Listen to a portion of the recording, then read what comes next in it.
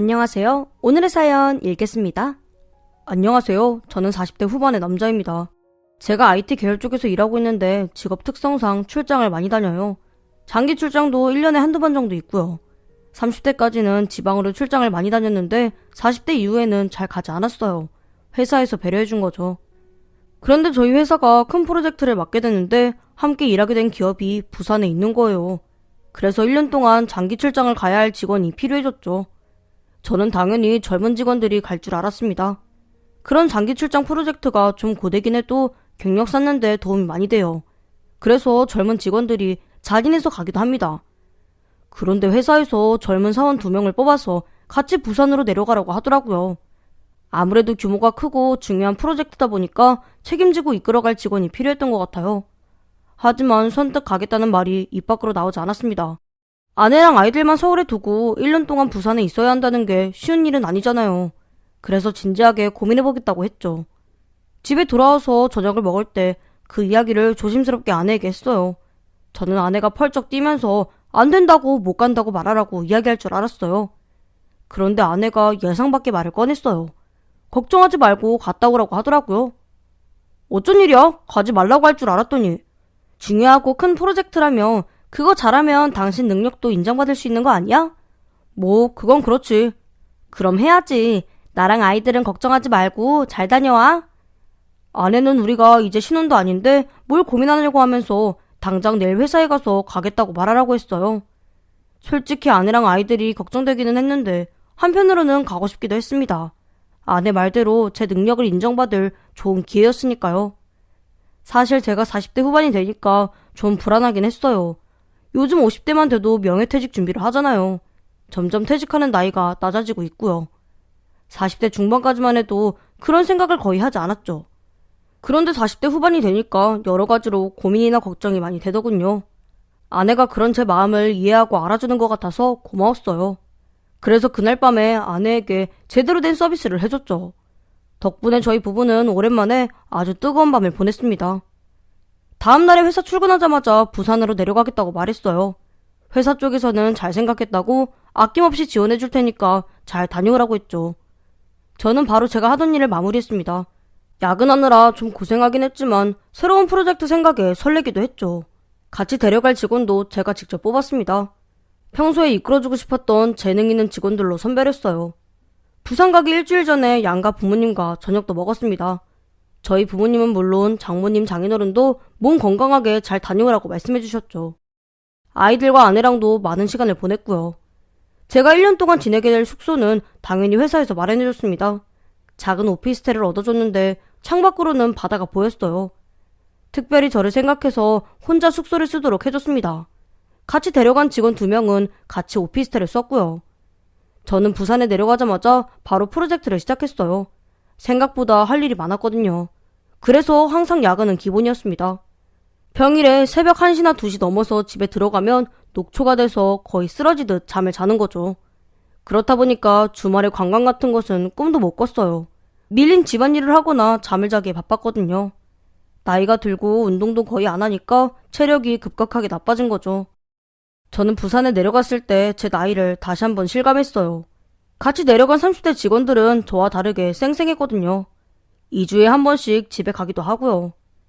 제가 부산 가기 전에 아내에게 못해도 2주에 한 번씩 집에 오겠다고 했거든요. 그런데 체력이 딸리니까 그게 진짜 힘들더라고요. 그래도 3주에 한 번씩은 집에 가려고 노력했죠. 그렇게 부산에 내려간 지 3달 정도 됐을 때였나요? 제가 지내고 있던 오피스텔 바로 옆으로 어떤 사람이 이사를 왔습니다.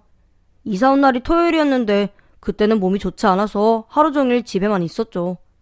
일요일쯤에 컨디션이 좋아져서 점심때 외식을 하러 나갔는데 우연히 옆집 사람을 보게 됐어요.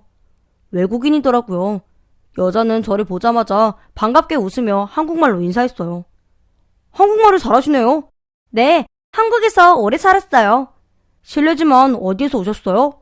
저는 러시아에서 왔어요.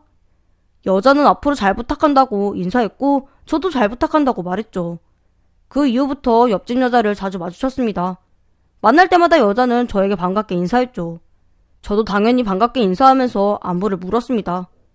그렇게 인사하면서 알게 되었는데 여자는 쇼핑몰에서 일하고 있었어요. 한국 드라마가 좋아서 무작정 한국에 왔다가 눌러 앉았다고 하더라고요. 얼굴을 자주 보니까 옆집 여자는 제가 친숙하고 편했나봐요. 어느 날 저에게 같이 저녁을 먹자고 하더라고요. 주변에 같이 밥 먹을 사람이 없어서 속상하다고 말하며 같이 식사하자고 말하는데 어떻게 거절할 수가 있겠어요. 좋다고 했죠. 그날 같이 횟집에서 저녁을 먹으면서 이런저런 대화를 나눴어요. 대화를 나누다 보니까 밝고 건강한 가치관을 가진 여자라는 것을 알 수 있었죠. 옆집 여자랑 저녁을 먹고 집에 오니까 부재중 전화가 와 있었어요. 확인해보니까 아니더군요.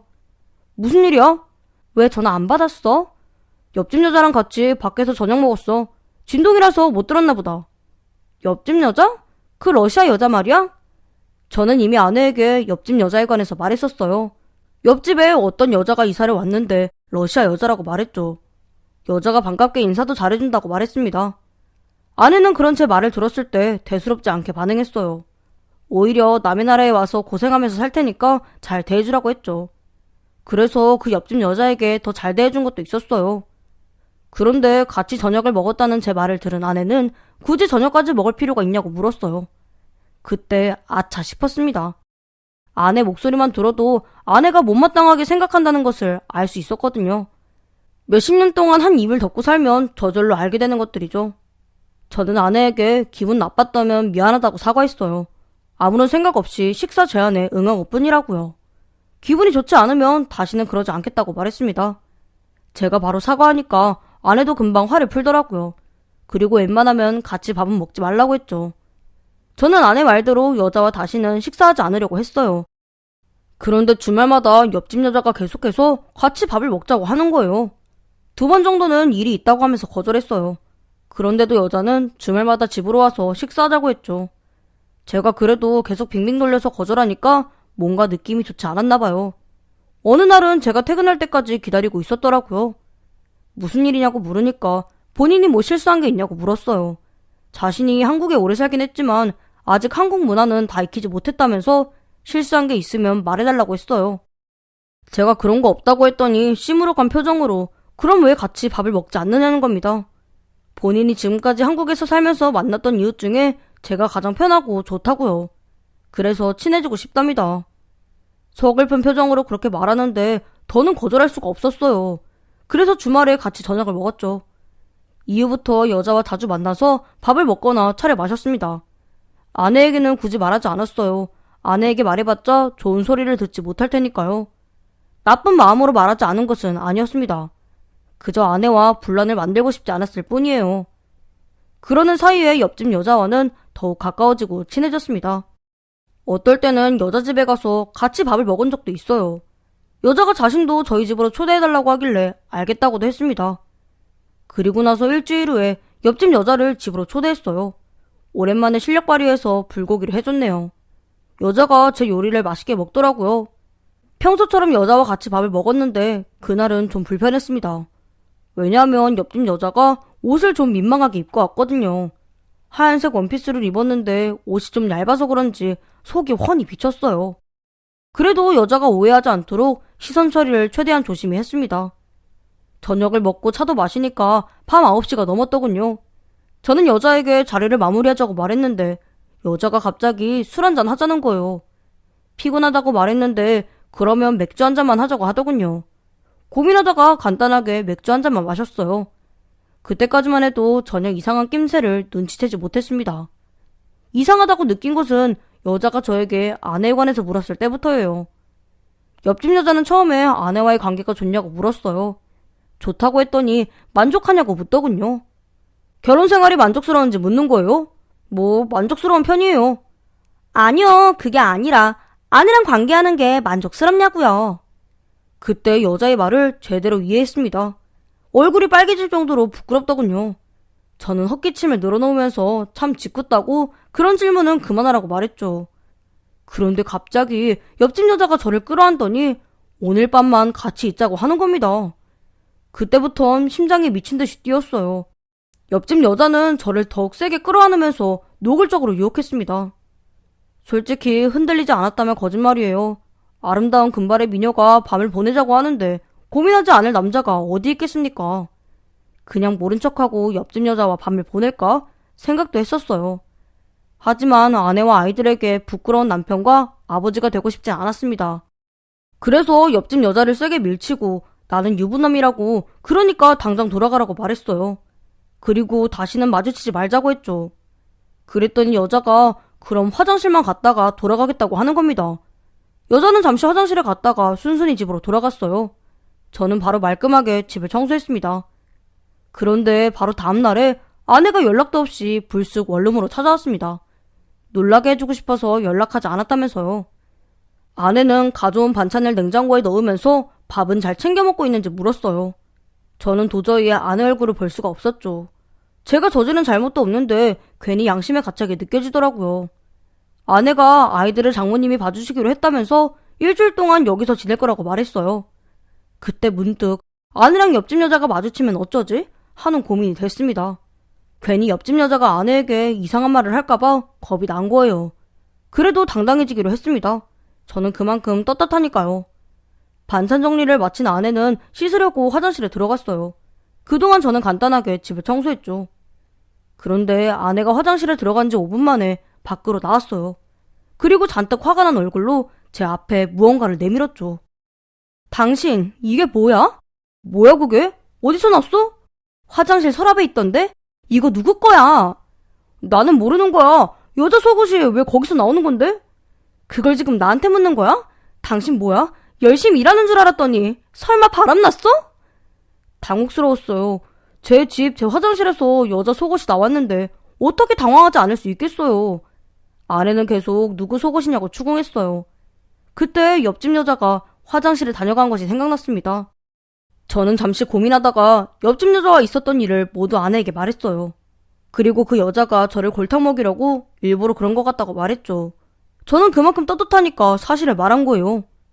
하지만 아내는 제 말을 믿어주지 않았습니다. 주저앉아서 울었어요.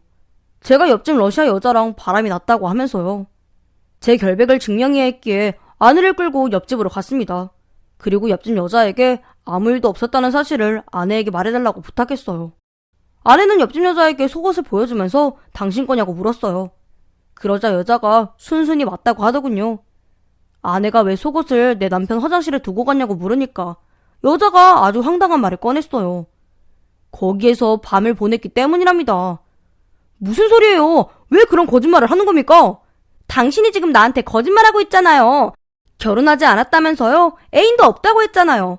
근데 사실 결혼한 남자인 거예요? 여자는 실망스럽다는 듯이 저를 보면서 다시는 연락하지 말라고 했어요. 그리고 속옷을 챙겨서 집으로 들어가더군요. 아내는 다시 주저앉아서 오열했습니다. 저는 제 말을 믿어달라고 애원했지만 소용없었죠. 그렇게 한참을 울던 아내는 저에게 이혼을 요구했어요. 그리고 바로 서울로 올라갔습니다. 옆집 여자를 찾아가서 따지려고 했는데 문조차 열어주지 않더라고요. 저는 일하던 회사에 양해를 구하고 바로 서울로 올라갔어요. 그리고 집으로 향했죠. 집에 도착했더니 아내가 금세 제 짐을 정리했더군요. 아내는 캐리어 3개를 저에게 건네주면서 집을 나가라고 했어요. 저는 무릎 꿇고 울면서 아내에게 애원했습니다. 제발 제 말을 믿어달라고요. 하지만 아내는 내 언녀 입으로 직접 들었는데 어떻게 제 말을 믿을 수 있냐고 하더군요. 저는 어떻게든 일을 바로잡으려고 했는데 아내는 양가 부모님에게 제가 러시아 여자랑 바람이 났다고 말했어요. 그래서 이혼하려고 한다고요. 장모님, 장인어른이 집까지 찾아와서 제 멱살을 잡고 화를 내셨습니다. 저희 부모님은 아내에게 사과하고요. 하지만 저는 이대로 억울하게 이혼당하고 싶지 않았어요. 그래서 아내에게 계속 무릎 꿇고 빌었죠. 하지만 이미 마음의 결정을 내린 아내는 단호했습니다. 저는 그로부터 한 달 동안 아내를 설득했지만 제 말을 믿어주지 않았어요. 협의 이혼해주지 않으면 소송까지 가겠다고 하더라고요. 제가 변호사를 찾아가서 상황을 모두 설명하고 해결 방법을 물었는데 제 말이 사실이라고 해도 불리하다고 하더군요. 만약 소송까지 들어가면 저에게도 불리해질 거라고 하고요. 여차하면 회사에서도 알게 될 수 있답니다. 그것만은 막고 싶었어요. 그래서 분할 정도로 억울했지만 어쩔 수 없이 협의 이혼을 진행했습니다. 아이들 양육권은 아내에게 줬어요. 재산 분할은 물론 위자료까지 지급했죠. 달마다 양육비도 주기로 하고요. 그런데 산 넘어 산이라고 제가 우려했던 일이 결국 벌어지고 말았습니다. 회사에서 그 사실을 알게 된 거예요. 아내가 옆집 여자에게 소리 지르면서 따져 물으니까 이웃 주민들이 자연스럽게 알게 됐나 봐요. 당연히 오피스텔에 소문이 났겠죠. 문제는 저랑 같이 부산에 간 직원들도 그 오피스텔에 묵었다는 겁니다. 소문을 듣고 직원들이 회사에 말했나 봐요. 회사에서 정말 그런 일이 있었냐고 물으면서 일이 더 커지기 전에 나가라고 하더라고요. 저는 억울하다고 모함 당한 거라고 얘기했지만 회사는 권고사직을 권유했어요. 결국 저는 직장에서도 쫓겨나고 말았죠. 어떻게든 먹고 살려고 다른 일을 구하려고 했는데 비슷한 계열 쪽에서는 이미 소문이 난 상태라서 받아주지 않았습니다. 저는 다른 일을 하는 직장을 들어가려고 해도 경력도 없고 나이도 많아서 탈락하기 일쑤였어요. 그래도 사업을 하던 친구가 도움을 줘서 그 친구 직장에서 일할 수 있었네요. 먹고 살 수는 있었지만 저는 피폐했습니다. 제 삶이 통째로 날아가 버렸는데 제정신으로 살 수 있었겠어요? 매일매일 술만 마셨던 것 같아요. 부모님도 제 말을 믿어주지 않고 저를 멀리했어요. 아버지는 저에게 전화도 하지 말라고 하더군요. 영혼이 없는 사람처럼 그렇게 1년을 살았습니다. 그냥 좀비처럼 살면서 돈만 벌었던 것 같아요. 그러던 어느 날이었어요. 모르는 번호로 전화가 와서 받았는데 낯이 익은 목소리가 들리는 거예요. 바로 그 옆집에 살던 러시아 여자였습니다. 제가 차가운 목소리로 무슨 일이냐고 물었더니 본인이 지금 서울이라고 하면서 만나자고 하는 겁니다. 만나고 싶지 않았는데 계속 한 번만 만나달라고 사정했어요. 그래서 고민하다가 약속 장소로 나갔죠. 여자가 먼저 와 있길래 무슨 일이냐고 물었더니 여자가 저에게 돈 봉투를 건네주더라고요. 내용물을 확인해봤더니 꽤 많은 돈이 들어있었어요. 이거 아내한테 돌려주세요. 이 돈을 왜 내 전부인에게 주라는 건데요? 아내분께서 저에게 주신 거니까요. 그게 도대체 무슨 말이에요? 알아듣게 설명해봐요. 저는 그제서야 1년 전의 진실을 알게 되었습니다. 옆집 여자가 저희 집에 오기 일주일 전에 누군가가 집으로 찾아왔대요. 문을 열고 나가보니 처음 보는 여자가 서 있더랍니다. 누구냐고 물으니까 옆집 남자 아내라고 하면서 할 말이 있다고 했대요. 그래서 집으로 들어오게 했답니다. 옆집 여자가 무슨 할 말이냐고 물으니까 제 전부인이 그랬대요. 저랑 많이 친하냐고요. 처음에 옆집 여자는 자신이랑 제 사이를 오해하고 물어보는 줄 알았답니다. 그래서 그냥 친구라고 전혀 그런 사이 아니라고 대답했고요. 그럼 그런 사이가 되려면 제가 어떻게 도와주면 되는 건데요? 그게 무슨 말인가요? 내 남편이랑 그런 사이가 되어줄 수 있어요? 그렇게만 해주면 원하는 거 뭐든지 줄게요. 혹시 돈 필요해요? 원하는 만큼 줄 수 있어요. 그 당시에 옆집 여자에게 빚이 있었대요. 한국에서 살면서 지인들에게 돈을 좀 많이 빌렸답니다. 그래서 전부인 말을 듣고 솔깃했다고요. 그래도 거절했는데 전부인이 이혼할 수 있게 도와만 주면 계속 돈을 주겠다고 했답니다. 결국 옆집 여자는 그 제안을 받아들였어요. 빚을 갚기 위해서요. 그리고 전부인에게 돈을 받아서 일부러 야한 옷을 입고 저희 집에 온 거예요. 저를 유혹한 것도 전부인 부탁을 받고 그래한 거죠. 화장실에 속옷을 두고 간 것도 전부인의 부탁을 받아서 한 거래요. 기가 막혔습니다.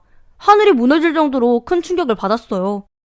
모든 것을 꾸며놓고 제가 바람났다면서 오열하다니 무서울 정도였죠. 옆집 여자는 나중에 제가 전부인이랑 이혼하고 회사에서 잘렸다는 사실을 알게 됐대요. 이웃 주민들이 한 이야기를 듣게 됐나 봐요. 그 말을 듣고 죄책감을 느꼈답니다. 좋은 친구가 되어준 저에게 몹쓸 짓을 한 거니까요. 그래서 모든 사실을 말하고 용서받으려고 저를 찾아온 거라고 하더라고요. 옆집 여자는 울면서 저에게 미안하다고 말했어요. 제 억울함을 풀어줄 수만 있다면 뭐든지 하겠다고 하면서요. 제가 옆집 여자에게 전부인이랑 짜고 일부러 계획한 사실을 사람들에게 말할 수 있냐고 물으니까 그렇게 할 수 있다고 했습니다. 저는 일단 생각해보겠다고 말한 후에 집으로 돌아왔어요. 집에 오자마자 주저앉아서 펑펑 울었네요. 제 인생을 망가뜨린 사람이 다름 아닌 전부인이라는 사실을 받아들일 수가 없었습니다. 그동안 그 사람을 다 안다고 생각했는데 사실 하나도 모르고 있었던 거예요. 저는 바로 전부인이 사는 집으로 갔습니다. 그리고 며칠 동안 그 사람을 미행했죠. 역시 남자가 있더군요. 그 남자가 전부인이 사는 집에도 자주 드나들고 둘이서 모텔에 들어가는 모습도 목격했어요. 꽤 오래된 사이 같았습니다. 왠지 저랑 이혼하기 전부터 만나고 있었던 것 같았죠. 저는 왠지 전부인 친구가 모든 사실을 알고 있을 것 같았어요. 그만큼 전부인이랑 막역한 사이였으니까요. 그래서 전부인의 친한 친구에게 연락했습니다. 저를 만나기 싫다던 전부인 친구는 제가 끈질기게 만나자고 했더니 마지못해 약속 장소로 나왔어요. 저는 친구를 추궁하면서 계속 몰아붙였습니다. 전부인 친구는 처음에는 모르는 일이라고 하다가 제가 옆집 여자에게 모든 사실을 들었다고 했더니 사실을 말해주더군요. 전부인은 저와 이혼하기 전부터 바람을 피우고 있었답니다. 내 연남이 초등학교 동창이래요. 동창회를 나갔다가 만나게 됐답니다. 친구는 전부인에게 큰일 나기 전에 내 연남을 정리하라고 충고했대요. 그런데도 전부인이 끝까지 내 연남을 정리하지 않았답니다. 전부인이 그런 계획을 꾸민 사실을 본인은 전혀 모르고 있었는데 나중에 이혼하고 나서 전부인이 말해줘서 알게 됐답니다. 현재 그 친구는 전부인이랑 연락하고 지내진 않는데요. 왠지 소름이 끼쳐서 만나고 싶지 않답니다. 저는 이야기를 듣고 나서 모든 사실을 밝히고 제 인생을 다시 찾아와야 했어요. 그래서 옆집 여자랑 같이 전부인 집으로 찾아갔죠. 둘이 같이 등장하니까 처음에는 몹시 당황하더군요. 하지만 금방 뻔뻔하게 이제 아예 둘이 살림이라도 차렸냐고 소리쳤죠. 그런 전부인에게 당신도 남자 만나고 있지 않았냐고 물었어요. 그랬더니 저랑 이혼하고 나서 만난 남자라고 거짓말을 하더라고요.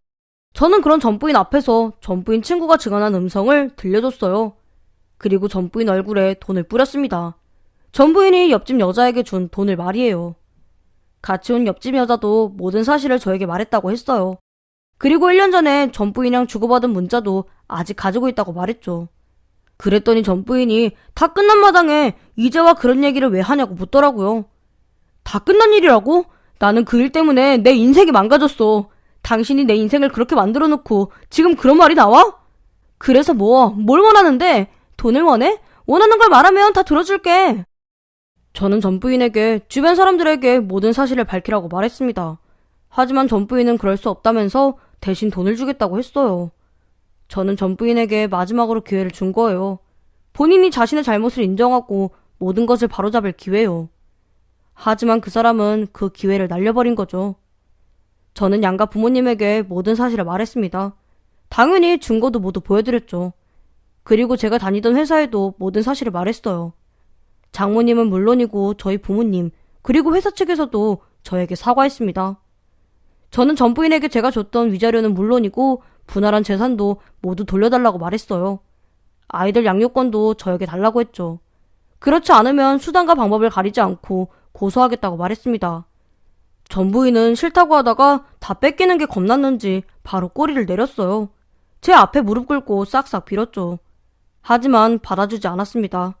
그래서 저는 원하는 것을 모두 돌려받았어요. 아이들 양육권도 돌려받았고요. 하지만 이렇게 끝내기엔 저의 1년이 너무 지옥 같았습니다. 그래서 저는 전부인 내연남이 다니는 회사에 모든 사실을 고발했어요. 전부인 계획을 내연남이 모르고 있을 리가 없으니까요. 결국 전부인 내연남은 회사에서 해고됐습니다. 일이 해결되고 나서 저에게 용서를 구했던 옆집 여자는 러시아로 돌아갔어요. 돌아가기 전에 저에게 전화해서 다시 한번 미안하다고 사과했고요. 현재 아이들은 저랑 지내고 있어요. 사실 아이들은 이 모든 사실을 알지 못합니다. 물론 세상에 완전한 비밀이 없다는 것은 잘 알고 있어요. 하지만 부디 오랫동안 아이들이 모르기를 바랍니다. 아이들이 상처받는 것은 원치 않기 때문이에요. 저는 친구와 함께 동업을 하면서 제 사업을 구상 중입니다. 오랫동안 하고 싶었던 사업이 있었는데 준비가 되는 대로 시작할 예정이에요. 여차저차 제 인생을 다시 되찾기는 했지만 기분이 썩 유쾌하진 않습니다. 아무래도 전 부인에게 받은 상처가 아직 회복되지 않은 것 같네요. 하지만 시간이 지나면 이 상처도 아물겠죠?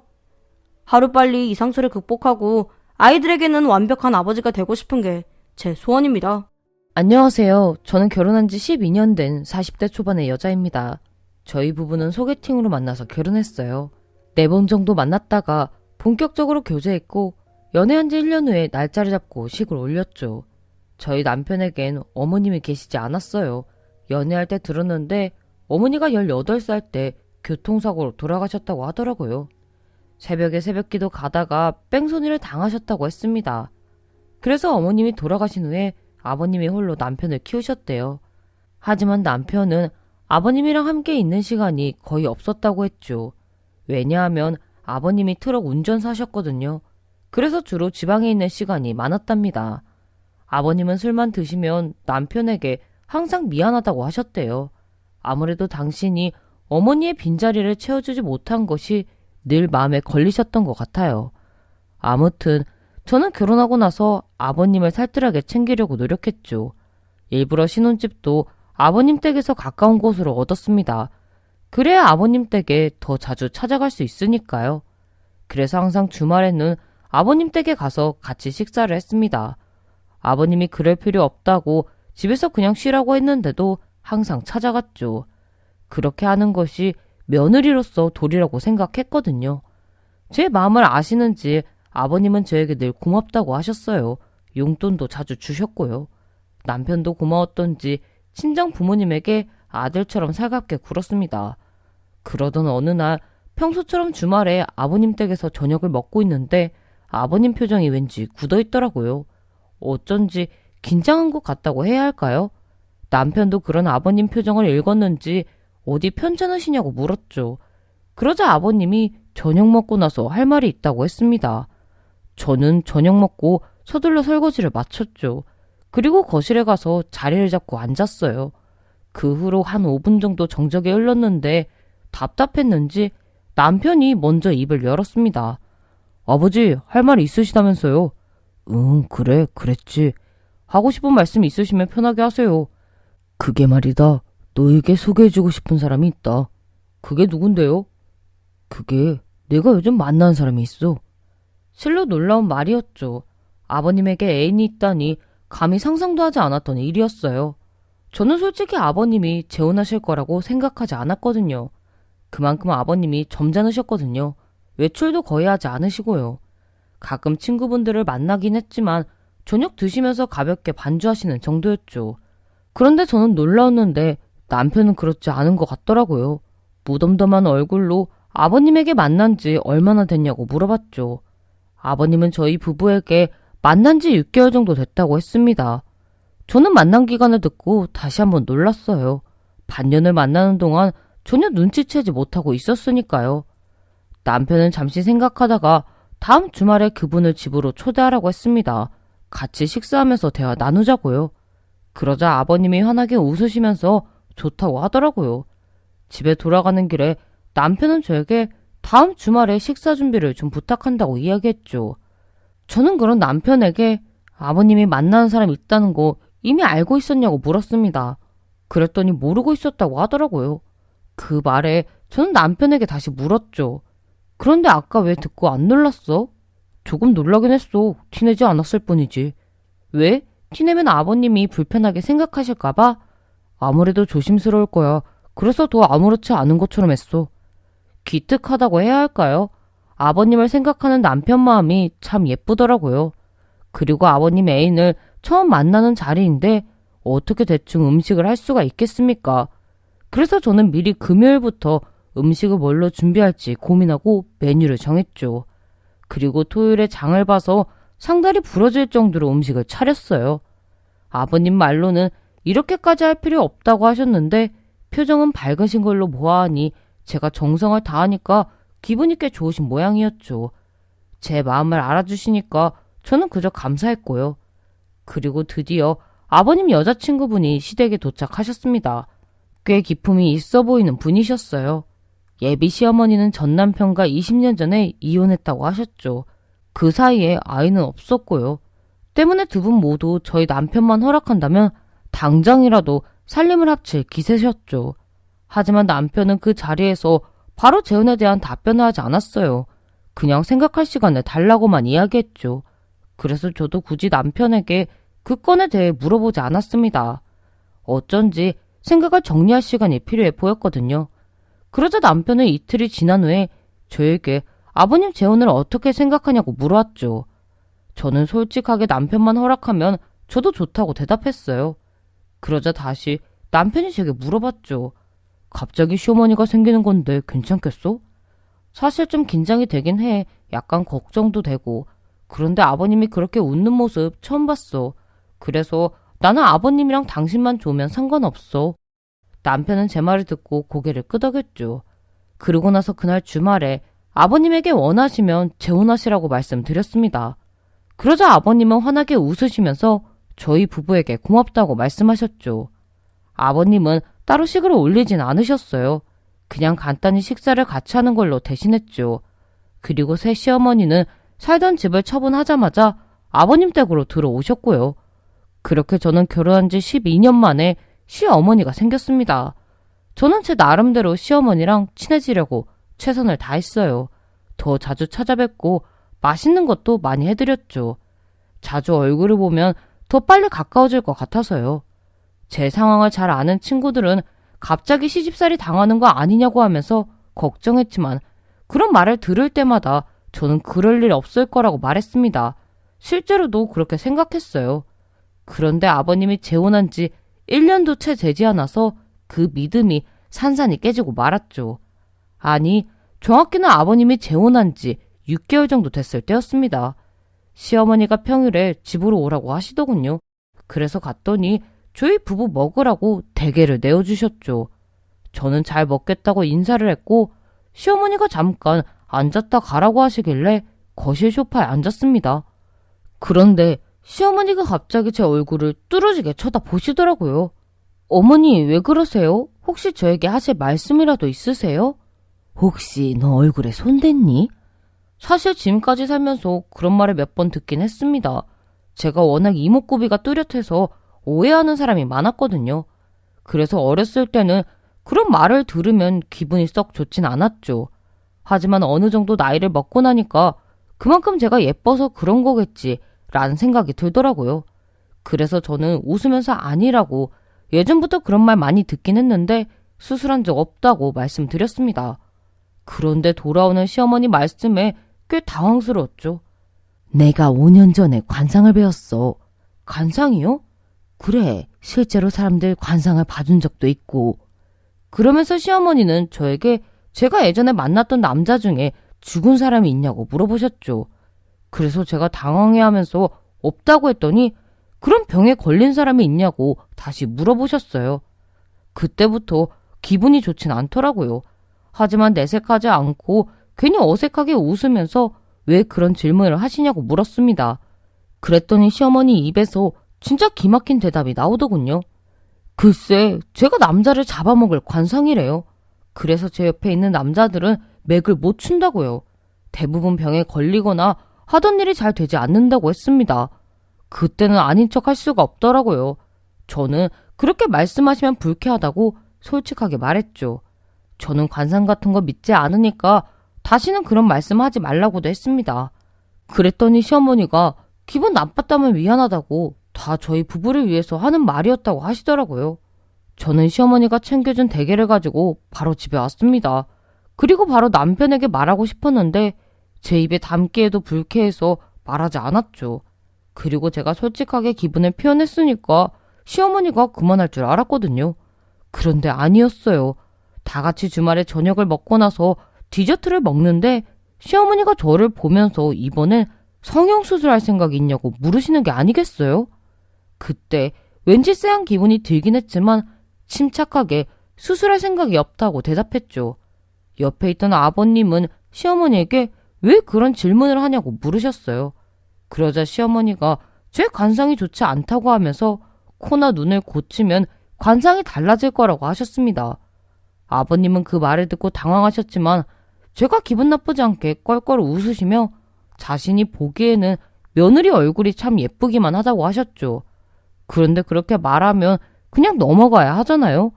하지만 시어머니는 기어이 입 밖으로 남자 잡아먹을 관상이라는 말을 또 꺼내셨어요. 그 말을 듣자마자 남편은 벌떡 일어나서 시어머니에게 그런 쓸데없는 말씀하지 말라고 말했죠. 그리고 금방이라도 울 것 같은 저를 데리고 시댁을 빠져나왔습니다. 저는 집으로 가는 길에 울면서 저번에도 시어머니가 저런 말을 했다고 말했죠. 그랬더니 남편이 신경 쓰지 말라고 잊어버리라고 하더라고요. 나중에 아버님이 저에게 전화해서 시어머니 대신해서 사과를 했습니다. 본인이 따끔하게 말하겠다고 하면서요. 아버님이 그렇게 말씀해 주시니까 든든하더라고요. 그래서 아버님 말을 믿기로 했죠. 그런데 웬걸요. 한 달 후에 아버님이 저에게 조심스럽게 시술이라도 해볼 생각 없냐고 물어보셨어요. 요즘은 다들 시술한다면서 원하면 본인이 비용을 주겠답니다. 제가 그 말을 듣자마자 제 관상 때문이냐고 물었더니 나쁜 얘기 계속 듣는 것보다는 낫지 않겠냐고 하면서 살짝 손해보는 게 어떻겠느냐고 하셨어요. 그때 정말 얼이 빠졌죠. 믿었던 아버님에게까지 그런 말을 듣다니 약간 배신당한 기분도 들고 결국 아버님의 시어머니 말을 믿는다는 거잖아요. 저는 도리어 시어머니가 요물이라는 생각이 들었네요. 그러던 어느 날 문득 이러다가 시부모님이랑 사이가 멀어질 수도 있겠다는 생각에 시어머니랑 제대로 진지하게 대화를 해봐야겠다고 결심했죠. 그래서 시댁에 가기 전에 시댁에 전화했는데 받지 않으셨어요. 그래도 일단 시댁으로 갔습니다. 그런데 시댁에 도착해서 초인종을 눌렀는데 아무런 대답이 들려오지 않았죠. 그래서 외출하셨나 생각하며 다시 한번 초인종을 눌렀더니 잠시 후에 시어머니 목소리가 들려오더라고요. 제가 저라고 말씀드렸더니 문을 열어주셨어요. 그런데 당황한 얼굴로 저에게 연락도 없이 무슨 일이냐고 물으셨죠. 저는 드릴 말씀이 있어서 왔다고 했습니다. 그리고 자연스럽게 집 안으로 들어갔죠. 그런데 거실에 손님이 계시더라고요. 웬 중년 남성분이셨는데 남자분은 저를 보자마자 당황해하면서 황급히 자리에서 일어나셨죠. 그리고 저에게 가볍게 인사한 후에 서둘러 시댁을 나갔어요. 제가 시어머니에게 누구시냐고 물었더니 고향에서 알고 지낸 오빠랍니다. 서울에 올라왔다고 하길래 집에 초대해서 차를 마셨대요. 그런데 어쩐지 느낌이 셌죠. 왜냐하면 손님을 맞았다기에는 시어머니 머리가 엉망이었거든요. 저는 처음에 그 머리를 봤을 때 시어머니가 낮잠을 주무신 줄 알았어요. 그래서 제가 전화해도 못 받았다고 생각했죠.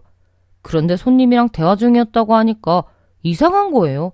항상 옷이나 머리를 단정하게 하고 다니는 시어머니가 헝클어진 머리로 손님을 맞이할 리가 없으니까요. 하지만 기분 탓이라고 생각했죠. 그리고 그날 시어머니랑 잘 대화했습니다. 시어머니도 기분 나쁘게 해서 미안하다고 다시는 그런 말 하지 않겠다고 하셨죠. 그러고 나서 2주 후인가 동네에서 우연히 시댁에서 배웠던 그 남성분을 봤어요. 말씀드렸다시피 저희 집이랑 시댁이랑 그리 멀지 않습니다. 그래서 장을 보다가 우연히 그쪽 동네까지 갔는데 그 동네에서 시어머니와 그 남성분을 보게 된 거죠. 그런데 이상한 점은 두 사람의 손을 꽉 잡고 있었다는 겁니다. 그 모습을 목격한 순간 쎄한 느낌이 기분 탓이 아닐지도 모른다는 생각이 들었죠. 게다가 제 짐작이 맞다고 확신한 일도 있었어요. 그날은 아버님 생신이라서 다 같이 주말에 외식을 했습니다. 그리고 저녁을 먹다가 갑자기 시어머니가 화장실에 간다고 자리를 비우셨죠.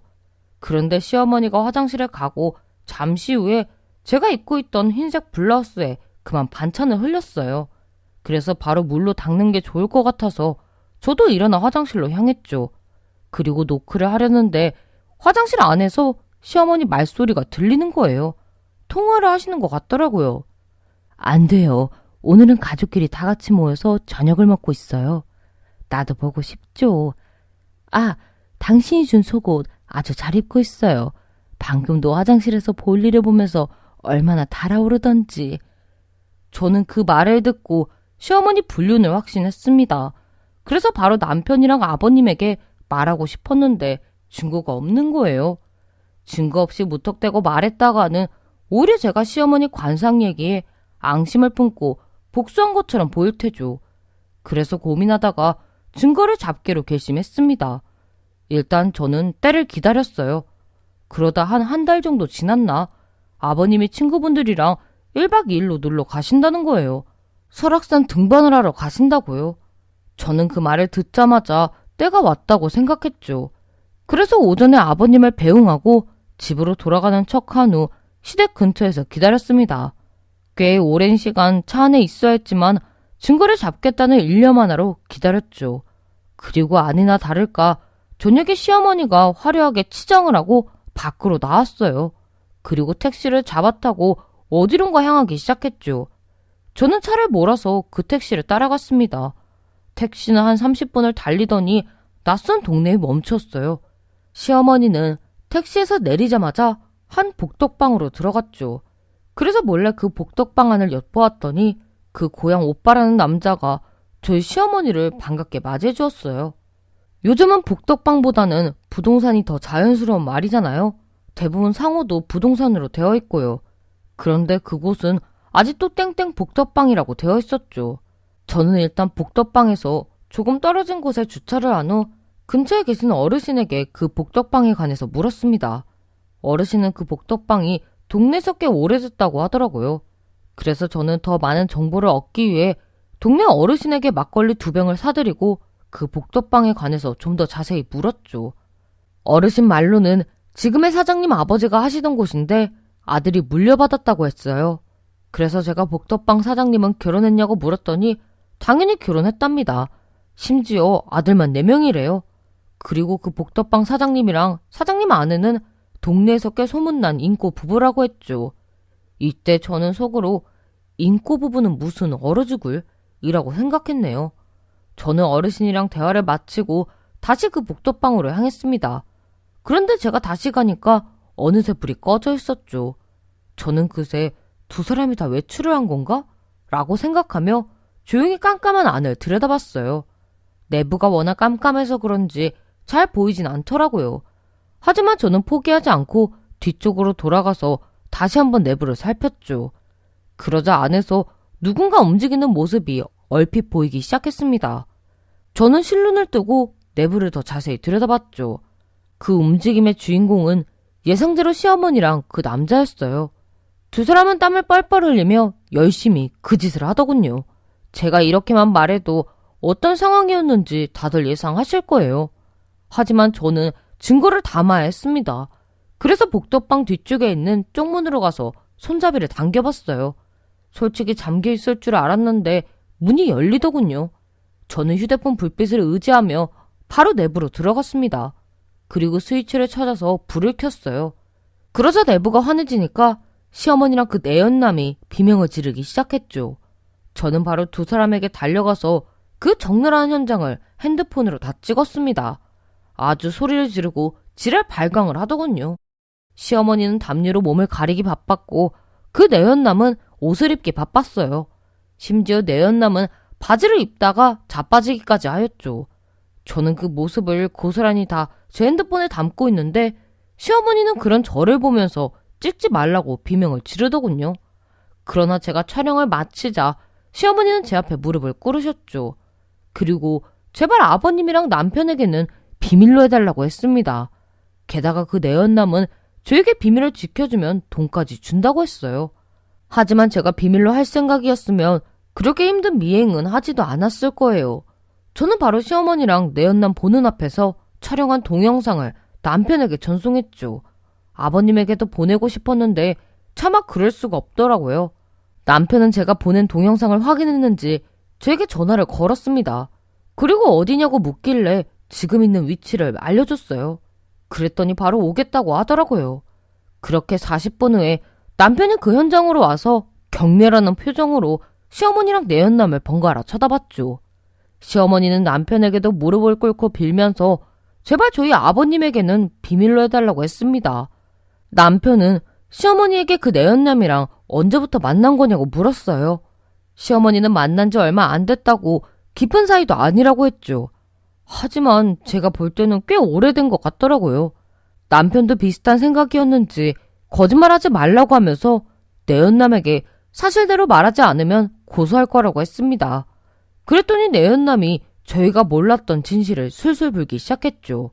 글쎄, 그들은 만난 지 8년이나 된 사이랍니다. 아버님과 재혼하고 나서도 뻔뻔하게 만나고 있었고요. 게다가 그 내연남도 시어머니가 재혼한 사실을 알고 있었죠. 남편은 그 말을 듣자마자 시댁으로 가자고 했어요. 제발 말하지 말라는 시어머니를 뿌리치고 저희 부부는 시댁으로 향했죠. 그리고 아버님에게 제가 찍은 동영상을 보여드렸습니다. 그런데 아버님이 새하얗게 질린 얼굴로 영상을 보시더니 저희 부부에게 영상 속 남자를 알고 있다고 하는 게 아니겠어요? 남편이 놀라서 어떻게 아냐고 물었더니 그 내연남이 사업을 제안한 남자랍니다. 그 말을 듣고 저희 부부는 놀라지 않을 수 없었죠. 반년 전에 아버님이 뜬금없이 사업을 해보고 싶다고 말씀하셨어요. 자세한 얘기를 들어봤는데 어머님이 웬 남자를 소개해줬다고 했죠. 본인 고향 오빠라고 하면서요. 그런데 그 고향 오빠가 아버님에게 부동산 관련된 사업을 해보자고 했답니다. 그래서 저희 부부 의견을 듣고 싶다고 하셨고요. 저는 그때 당시 듣자마자 반대했어요. 아버님이 지금도 여유 자금으로 충분히 잘 먹고 잘 살 수 있는데 굳이 위험한 사업을 하실 필요가 없잖아요. 그래서 하지 않는 게 낫겠다고 말씀드렸죠. 저는 그렇게 끝난 일이라서 잊어버리고 있었고요. 그런데 그 사업 파트너가 시어머니 내연남이라니. 사실을 알자마자 아버님은 집에서 시어머니를 내쫓았죠. 당연히 이혼소송도 진행했습니다. 지금 생각하면 그 남자 잡아먹을 관상 이야기도 다 거짓말 같아요. 사업 얘기를 꺼냈을 때 제가 반대했잖아요. 아마 시어머니는 그때 저 때문에 시아버지께서 사업을 안 하신 것에 대해 열받은 것 같아요. 그래서 관상 이야기를 지어낸 게 아닌가 싶습니다. 왜냐하면 저는 남자를 잡아먹은 게 아닌 남자를 둘이나 살린 사람이 되잖아요. 아, 맞다. 당연히 내연남 부인도 모든 사실을 알게 되었습니다. 한 입을 덮고 살았던 남편이 이렇게 뒤통수를 치고 다녔으니 얼마나 충격이 컸겠어요. 저희 부부를 찾아와서 펑펑 울더라고요. 그 내연남 부인은 시어머니를 상간녀로 고소했죠. 아버님도 당연히 내연남에게 소송 걸었고요. 남편은 한동안 자기 자신을 자책했습니다. 본인이 그때 조금만 더 신중했더라면 그런 일은 벌어지지 않았을 거라고 하면서요. 잘못한 건 시어머니랑 그 내연남인데 남편이 자책하니 마음이 너무 아팠죠. 그래서 저는 남편에게 더 큰 피해를 입지 않고 이렇게 끝난 게 오히려 다행이라고 말했어요. 요즘 황혼 이혼이니 뭐니 말들이 많잖아요. 예전에는 저는 전혀 상관없다고 생각했는데 이제는 뭐든 신중하게 결정하는 것이 좋을 것 같습니다. 안녕하세요. 저는 50대 중반의 남자입니다. 저는 아내와 20대 중반에 결혼해서 27년 동안 한 입을 덮고 살았습니다. 그런 저희 부부에게는 아들 하나, 딸 하나 있고요. 다들 성인이 된 후에 독립해서 각자 잘 살고 있습니다. 저와 아내는 성격이 180도로 다른 사람이었어요. 저는 조금 내향적이라서 집에 있는 것을 좋아하는데 아내는 외향적이어서 밖을 돌아다니는 것을 좋아했죠. 그래서 아내는 사계절 내내 배낭 메고 친구들이랑 등산을 다녔어요. 모임이나 취미활동도 활발하게 하고요. 제 친구들은 그런 아내를 보면서 저에게 한마디씩 했어요. 너무 집사람 바깥으로 나돌아다니게 하면 안 된다고요. 왜 안 되냐고 물었더니 자꾸 그러면 다른 남자랑 눈이 맞는다고 했죠. 저는 콧방귀를 꼈습니다. 제가 아무리 나이는 아저씨지만 생각은 젊었거든요. 그래서 친구들에게 그랬죠. 그런 생각은 꼰대들이나 하는 거라고요. 그리고 내 아내는 절대로 그럴 사람이 아니라고 했죠. 실제로 그렇게 생각했어요. 그래서 아내가 친구들 만나러 나갔다가 늦게 들어와도 크게 뭐라 하지 않았죠. 그냥 밤길이 위험하니까 너무 늦게만 들어오지 말라고 했습니다. 물론 아내를 지켜본 것은 그만한 이유가 있습니다. 사실 아내가 오래전에 우울증으로 고생한 적이 있는데 장모님 돌아가시고 나서부터 우울증이 시작됐어요. 상담을 받고 약까지 먹으면서 나름대로 고쳐보려고 했는데 잘 되지 않았습니다. 그런 아내의 우울증을 나들이로 고쳤죠. 친구들이랑 이곳저곳 구경하면서 나들이 하니까 저절로 우울증이 사라진 겁니다. 그래서 그런 이유 때문에 더 뭐라 하지 않았습니다. 당연히 아내를 그만큼 믿는 것도 있고요. 그런데 그런 생각이 모두 제 착각이었습니다. 저만 아내를 바보같이 믿고 있었던 거예요. 어느 날이었어요. 아내가 친구들이랑 2박 3일로 여행을 가고 싶다고 하네요. 어디로 가냐고 물으니까 속초라고 하더라고요. 잘 다녀오라고 했습니다. 여행 가서 친구들이랑 맛있는 거 사 먹으라고 돈까지 줬죠. 그러다가 아내가 여행을 간 지 이틀째 되는 저녁에 누군가가 초인종을 눌렀습니다. 저는 일 마치고 집에 와서 저녁을 차려 먹고 있었죠. 누구냐고 물었더니 제 아내 이름을 말하면서 아내가 사는 집이 맞냐고 물었습니다. 문을 열었더니 처음 보는 여자가 서 있더라고요. 누구세요? 여기 혹시 한정임식 댁 맞나요? 제 아내인데 누구십니까? 저는 김석호라는 사람의 아내입니다. 할 말이 있는데 잠깐만 들어가도 되나요? 그때부터 느낌이 좋지 않았습니다. 저는 여자에게 들어오라고 말한 후 급하게 저녁상을 치웠습니다. 여자는 식사하는데 방해가 된 것 같다면서 죄송하다고 했죠. 저는 여자에게 주스를 한 잔 건네줬어요. 그리고 무슨 일인지 물었죠. 여자는 그 전에 저에게 보여줄 게 있다고 하면서 핸드백에서 휴대전화를 꺼냈습니다.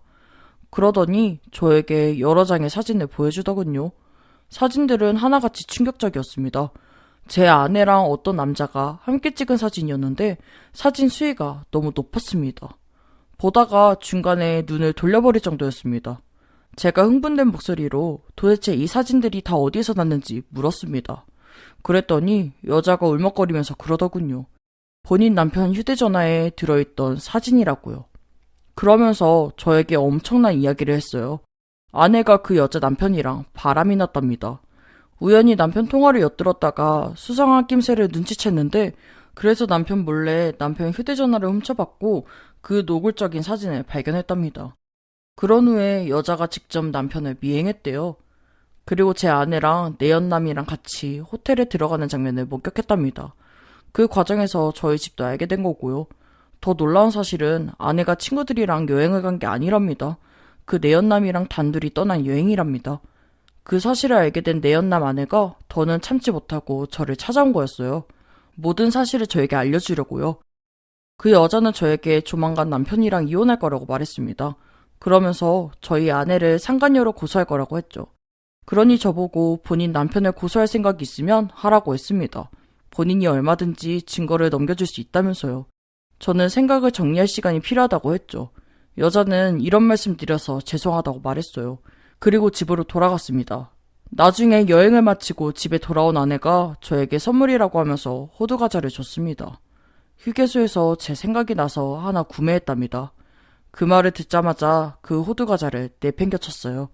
그랬더니 아내가 소리치면서 이게 대체 무슨 짓이냐고 하더군요. 무슨 짓? 너야말로 지금 무슨 짓이야? 왜 이래 갑자기? 나 혼자 여행 다녀와서 삐진 거야? 당신, 사실대로 말해봐. 진짜 친구들이랑 갔던 여행 맞아? 내가 말했잖아. 친구들이랑 간다고. 어디서 거짓말이야? 사실대로 말 안 해? 그제야 아내는 이상한 기운을 느꼈는지 심각한 표정으로 저에게 왜 그러냐고 물었어요. 저는 그런 아내에게 집에 당신 애인 마누라가 왔다 갔다고 말했죠. 아마 지금쯤 당신 애인 집도 발칵 뒤집어졌을 거라고 하면서요. 아내는 그제야 제 앞에 무릎을 꿇고 빌었습니다. 그러면서 한 번만 용서해달라고 애원했죠. 아내 내연남은 아내의 초등학교 동창이었어요. 3달 전에 참석했던 동창회에서 만나서 애인 사이가 됐답니다. 아내는 충동적인 실수라고 하면서 내연남을 정리하겠다고 했지만 저는 믿지 않았어요. 얼마든지 아내가 다른 남자와도 바람을 피울 수 있다고 생각했죠. 그래서 바로 이혼하자고 했습니다. 아내는 싫다고 했지만 제가 소송할 거라고 하니까 합의 이혼해주겠다고 했어요. 대신 제발 아이들에게는 말하지 말아달라고 했죠. 마음 같아서는 아이들에게 아내의 실체를 밝히고 싶었습니다. 그러나 아이들이 받을 충격과 상처를 생각해서 그러지 않았죠. 결국 아내는 제가 원하는 조건대로 이혼했습니다. 아이들에게는 그냥 성격 차이라고만 말했죠. 아내랑 이혼하고 나서 알게 된 사실이 하나 더 있습니다. 알고 보니까 아내가 바람을 피운 게 이번이 한 번이 아니었던 것이었습니다. 내연남 말고도 다른 남자들이 많았답니다. 나중에 아내가 친하게 지냈던 친구들이 저에게 사실을 말해준 거예요. 아내가 하도 이 남자 저 남자 부두덕하게 놀아서 친구들이 아내를 멀리한대요. 어떤 친구는 아내에게 대놓고 절교하자고 했답니다. 당연히 충격적이었죠. 아내가 정숙한 스타일은 아니지만 그렇다고 그런 짓을 벌일 여자도 아니라고 생각했으니까요. 그러나 제가 아내를 너무 몰랐던 거예요. 한심했던 거죠. 이혼 직후에 아내가 저에게 전화를 하거나 문자를 보내긴 했지만 무시했습니다.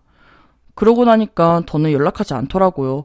저는 충격에 매일같이 술을 마셨습니다. 불륜이나 이혼은 모두 남의 이야기라고 생각했으니까요. 그러다가 정신을 차리고 다시 열심히 일했습니다. 부모님 이혼으로 충격받았을 아이들만 생각하면서 살아갔죠.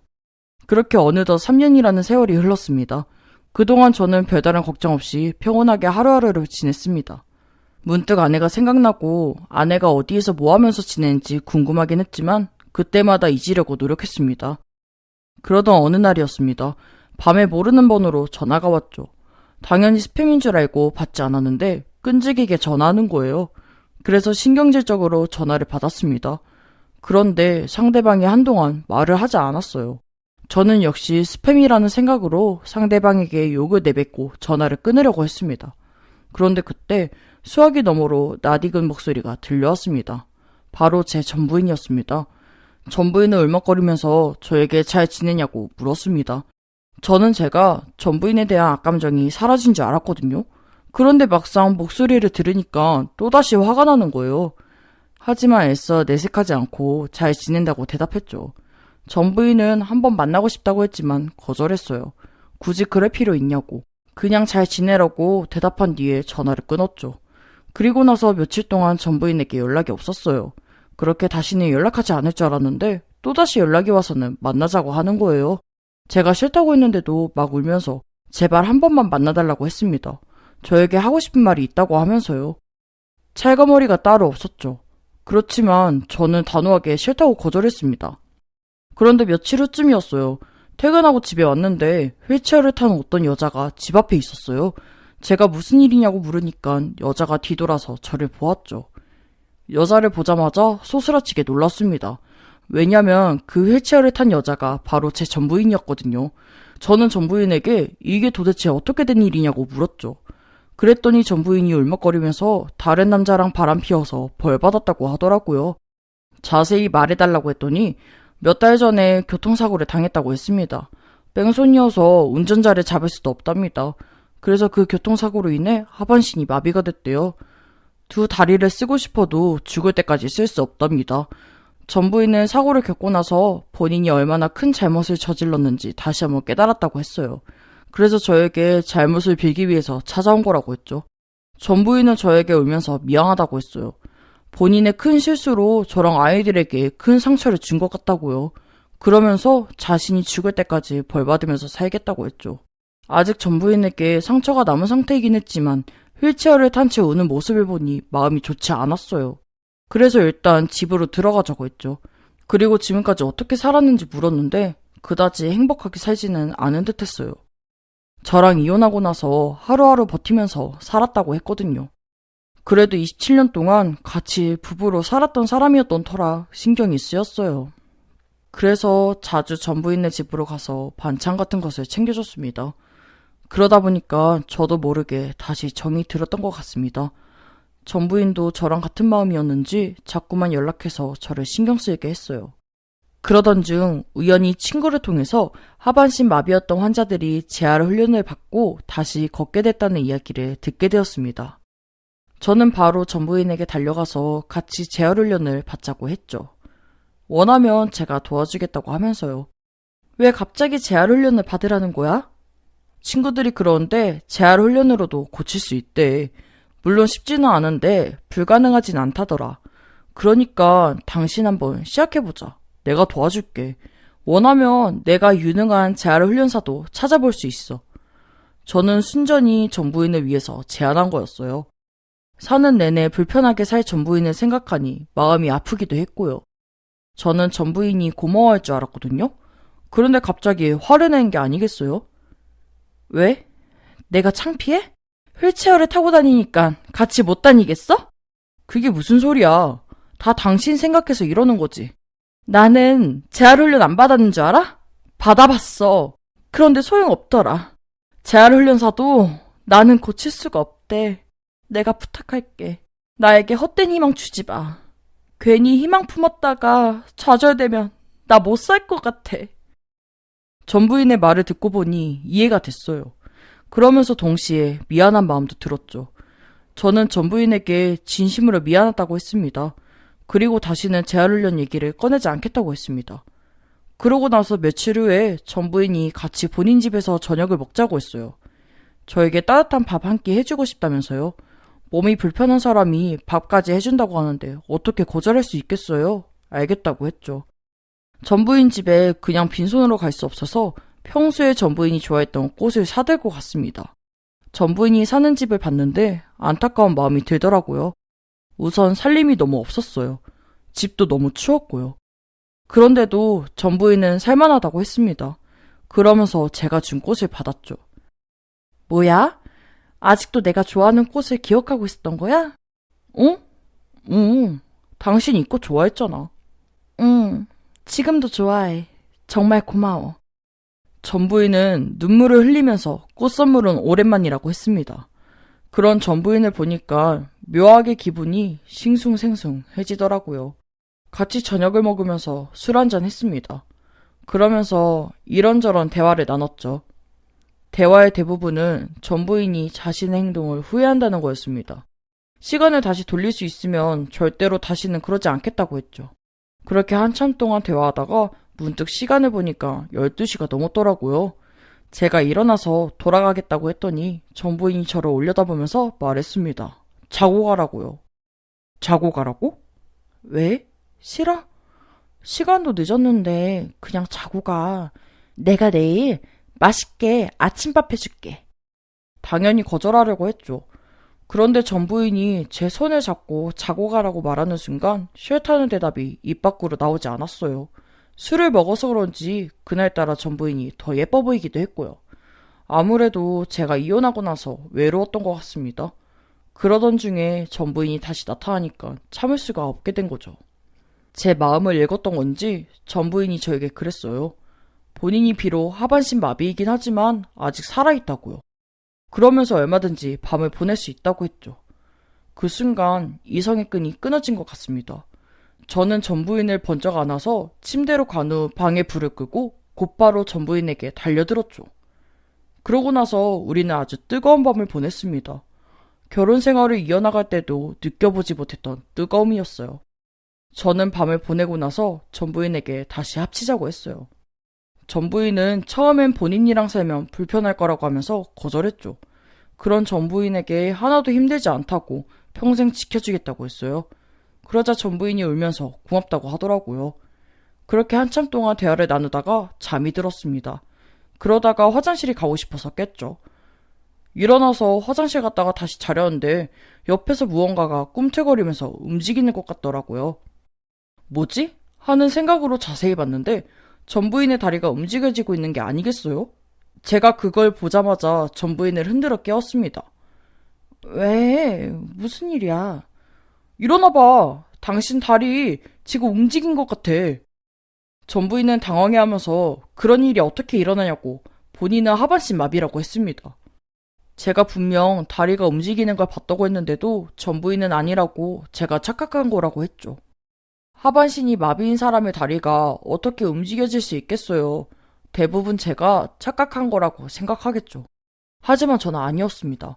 아무리 어둠 속이었다고 해도 분명 전 부인의 다리는 움직이고 있었거든요. 그 순간 뭔가 쎄한 기분이 들었습니다. 그래서 알아보자고 결심했죠.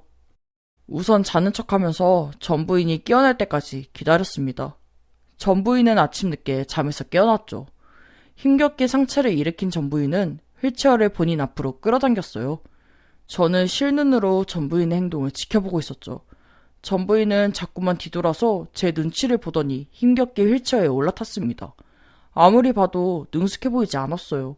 하반신 마비가 된 지 몇 달이나 지났으면 휠체어에서 내리고 올라탈 때 제법 능숙할 것 같거든요. 그런데 전 부인은 아니었죠.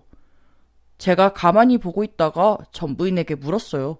혹시 장애인 복지카드 발급받았냐고요. 제가 지금까지 자는 줄 알았던 전 부인은 제가 말을 건네는 순간 깜짝 놀랐어요. 그러더니 저에게 방금 뭐라고 했냐고 물었죠. 당신 장애인 복지카드 발급받았냐고. 응? 왜? 그건 왜 물어? 혹시 발급 안 받았어? 이상하네. 그거 나라에서 복지 혜택 주려고 발급해주는 건데 당연히 받아야지. 전 부인이 그런 제도가 있는 줄 몰랐다고 하길래 평일에 같이 가서 받자고 했어요. 그랬더니 당황해하면서 아니라고 본인이 혼자 가서 받겠다고 했죠. 아무리 생각해봐도 수상한 점이 한둘이 아니었습니다.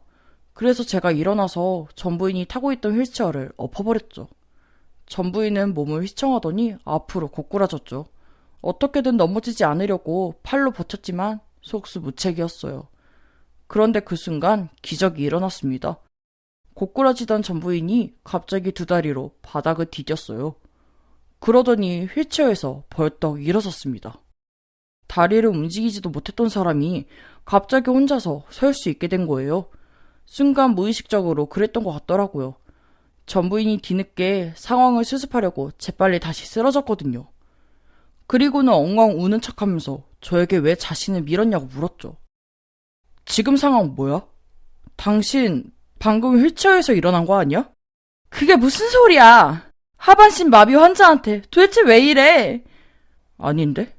내가 분명 당신 두 다리로 서는 거 봤는데?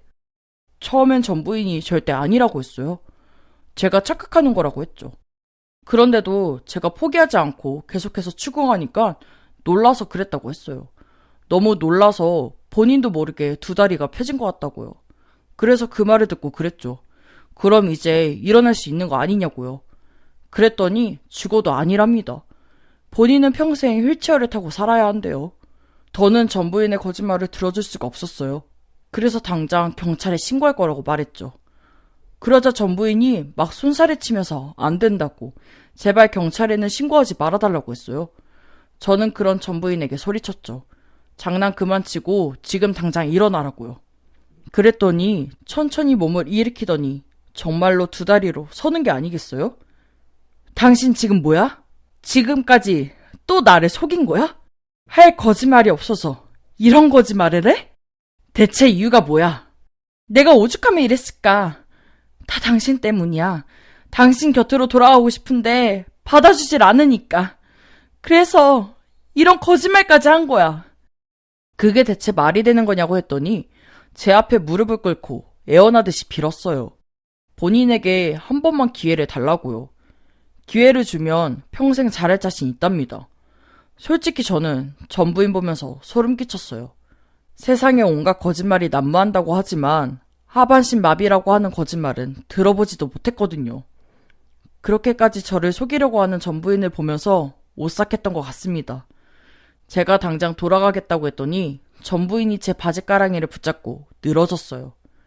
본인에게 제발 기회를 달라고 하면서 다시 합치자고 했죠. 그런 전부인을 억지로 뿌리치고 돌아가려고 하는데 저에게 소리치면서 그랬어요. 그럼 더는 붙잡지 않을 테니까 대신 돈 좀 빌려달라고요. 저는 그제야 전부인의 속셈을 알 수 있었습니다. 결국 전부인은 저를 사랑해서 붙잡으려던 것이 아니었어요. 다 돈이 필요해서 그랬던 거예요. 저는 전부인이 왜 돈이 필요한지 궁금했어요.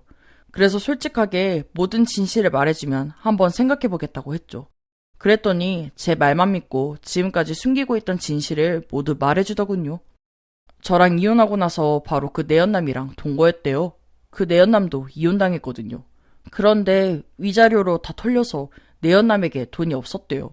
심지어 그것도 모자라 그 내연남에게 다른 여자까지 있었답니다. 결국 그 내연남은 다른 여자에게 가버렸대요. 전부인은 비참하게 버려지고요. 그렇게 홀로 남은 전부인은 어렵게 살아갔답니다. 전부인이 저랑 결혼하고 나서 일을 해본 적이 없어요. 계속 전업주부였죠.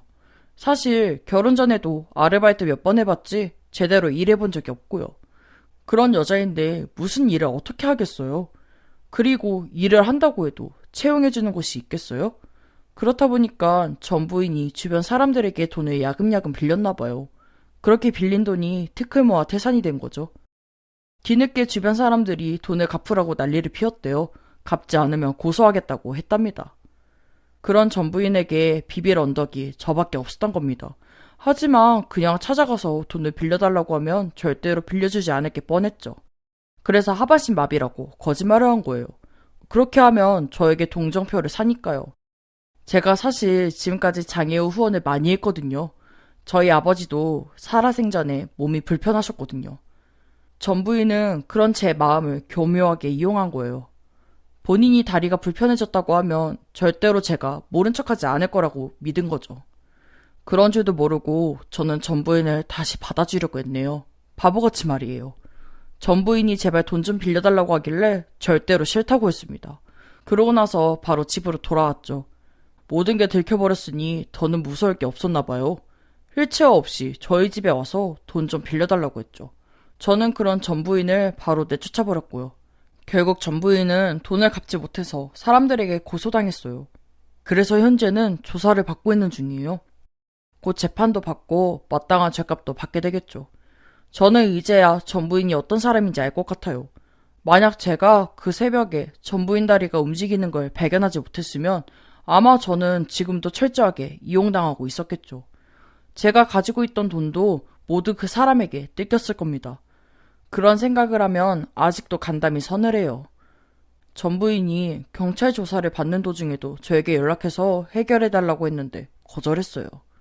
다시는 연락하지 말라고 아예 끊어버렸죠. 그러고 나서 전 부인 번호도 차단했어요. 그러니 다시는 연락 올 일이 없을 겁니다. 그래도 양심은 있는지 아이들에게는 연락하지 않은 것 같더라고요. 전 부인이 하반신 마비라고 거짓말했을 때는 아이들에게 모든 진실을 털어놓고 싶었어요. 하지만 그것도 역시 숨기기로 했죠. 전 부인이 아니라 아이들을 위해서 말이에요. 제 친구는 영원한 비밀은 없다고 하면서 언젠가 아이들이 모든 진실을 알게 된다고 했습니다. 친구 말대로 그런 날이 올 수 있겠죠. 하지만 제발 아이들이 모든 진실을 알아도 크게 상처받지 않기를 바랍니다. 지금까지 제 이야기 들어주셔서 감사합니다. 솔직히 말이 안 된다고 생각하는 사람들도 계실 거예요. 아무리 돈이 궁하고 사는 게 힘들어도 어떻게 그런 거짓말을 할 수 있지? 라는 생각이 드실 거고요. 그런 생각이 드는 것은 당연하다고 생각합니다. 저 역시 지금도 그런 생각하니까요. 그런데 전 부인은 상식 밖의 사람이었던 것 같아요. 상상도 하지 못했던 거짓말을 해내는 걸 보니까요. 제가 그런 비상식적인 여자랑 20년 넘게 부부로 살았네요. 참으로 황당하게 요즘은 헛웃음이 나옵니다. 제 결혼 생활이 모두 물거품이 된 것 같아요. 그래서 두 번 다시는 여자를 만나지 않으려고요. 연애도 하지 않고 혼자서 죽을 때까지 살 겁니다. 전부인 같은 여자를 또 만날까봐 무섭거든요. 아무튼 제 이야기 들어주셔서 감사해요. 본의 아니게 하소연을 하게 됐네요. 여러분, 부디 배우자랑 행복한 가정 이루면서 사세요. 그리고 건강 조심하세요. 감사합니다. 안녕하세요. 저는 두 아들의 엄마인 50대 후반의 여자예요. 3년 전 여름은 저에게 마치 악몽 같았어요. 다시는 돌아가고 싶지 않은 시간이었죠. 그때 저희 큰아들이 저희 부부를 위해서 비싼 건강검진을 예약해줬어요. 제대로 된 건강검진도 받지 않고 돈만 버는 저희 부부가 안쓰러워 보였나 봐요. 처음에는 큰아들이 어렵게 번 돈을 허투루 쓰고 싶지 않아서 거절했습니다. 하지만 큰아들은 부모님 건강검진 시켜주는 건데 왜 돈을 아까워하는 거냐고 하면서 반드시 받아야 한다고 했죠. 작은 아들까지 나서서 받아보라고 하는데 당해낼 수가 없더라고요. 그래서 저희 부부는 아침 일찍 병원에 가서 건강검진을 받았어요. 그리고 나서 열흘 후에 검진 결과가 나왔습니다. 그런데 조금 이상했던 게 남편의 건강검진 결과는 우편으로 보내줬는데 저에게는 우편 대신 전화가 왔어요. 검진 결과를 들으러 병원으로 오라는 전화였죠. 남편이랑 똑같이 검진을 받았는데 저에게만 전화가 오니까 기분이 조금 좋지 않더라고요. 그래도 오라고 하니까 예약해서 찾아갔습니다. 담당 의사는 심각한 표정으로 제 위에서 느낌이 좋지 않은 종양을 발견했다고 했어요. 그리고 그 종양이 악성인지 양성인지 밝히려면 대학 병원에 가서 생검을 받아야 한다고 했죠. 그때까지만 해도 크게 걱정하지 않았어요. 병원에서 괜히 비싼 진료비 받으려고 일부러 이러는 거 아닌가? 라는 바보 같은 생각으로요. 그래서 아이들이나 남편에게는 말하지 않았습니다. 남편이 왜 병원에서 오라고 했느냐고 묻길래 위궤양이 있어서 그랬다고 거짓말로 둘러댔네요. 가족들이 저 때문에 걱정하는 것을 원하지 않았으니까요. 이후 대학병원에 가서 생검을 받았어요. 그리고 일주일 후에 검사 결과가 나왔죠. 의사는 저에게 참담한 표정으로 위암이라고 전했습니다. 당장 항암 치료랑 방사선 치료를 받지 않으면 생명이 위험해질 수도 있다고 하면서요. 그 순간 가장 먼저 가족들이 생각났어요. 암에 걸린 저 때문에 앞으로 고생할 가족들 모습이 머릿속에 그려지더군요. 제가 의사 선생님에게 치료를 받지 않으면 얼마나 살 수 있냐고 물었더니 길어야 1년이라고 했습니다. 담당 의사는 우선 항암과 방사선 치료를 받은 후에 수술을 생각해보자고 했어요. 저는 집으로 돌아오는 버스 안에서 펑펑 울었습니다. 아직 작은 아들 장가가는 모습도 보지 못했는데 위암이라니, 시한부라니 도저히 믿기지 않았어요. 꿈이라면 당장 깨어나고 싶을 정도의 악몽이었습니다. 혼자서 많은 고민을 하다가 치료를 포기하자고 생각했어요. 하지만 그렇게 하면 아이들과 남편에게 큰 상처를 주게 될 것 같았죠. 그래서 오랜 고민 끝에 가족들에게는 말하지 않고 홀로 치료를 시작했습니다. 남편이랑 아이들에게는 아르바이트를 시작했다고 말했어요. 가족들은 갑자기 무슨 아르바이트냐고 하면서 집에서 쉬라고 했지만 저는 운동처럼 생각하고 해본다고 했죠. 물론 아르바이트는 거짓말이었어요. 방사선이랑 항암 치료를 받으려면 외출해야 하는데 그러면 가족들이 눈치채잖아요. 그래서 아르바이트를 한다고 거짓말한 거예요. 쉽지 않을 거라고 예상은 했지만 치료는 생각보다 더 힘들었어요. 치료를 한번 받으면 하루 종일 아무것도 할 수 없을 만큼 힘이 빠졌어요. 그리고 구토와 두통 증상이 심했죠. 머리도 빠졌는데 심하지는 않아서 다행히 가족들에게 들키지 않았어요. 그렇게 홀로 치료를 받은 지 한 달 정도 지났을 때였습니다. 아이들이 오랜만에 집에 와서 다 같이 저녁을 먹었어요. 아이들 먹인다고 아침부터 음식 준비를 해서 그런지 너무 피곤하더라고요. 그래서 조금 쉰다고 말하고 방으로 들어와서 누웠죠. 그런데 누군가가 방문을 노크하는 거예요. 누구냐고 물으니까 큰아들이 문을 열고 방으로 들어왔어요. 아들, 무슨 일인데? 엄마랑 할 이야기가 있어. 말해봐. 있지. 화장대 서랍에서 약봉지를 발견했는데 엄마가 먹는 거더라고. 그거 뭐야? 무슨 약을 먹는 건데? 큰아들 말로는 아까 낮에 남편을 도와서 마당 화단을 가꾸다가 손가락을 다쳤다고 했어요. 그래서 밴드를 찾으려고 안방 화장대 서랍을 뒤졌다가 제가 먹는 약봉지를 발견했답니다. 큰아들은 심각한 얼굴로 왜 그 약을 먹고 있으며 왜 사실을 가족들에게 알리지 않았냐고 물었어요. 저는 태연하게 큰일 아니라고 요즘 위궤양 때문에 약을 먹고 있다고 말했죠. 제 말을 들은 큰아들은 다행이라고 하면서 몸 관리 잘하라고 하고 넘어갔어요. 저는 가슴을 쓸어내리며 안도의 숨을 내쉬었습니다.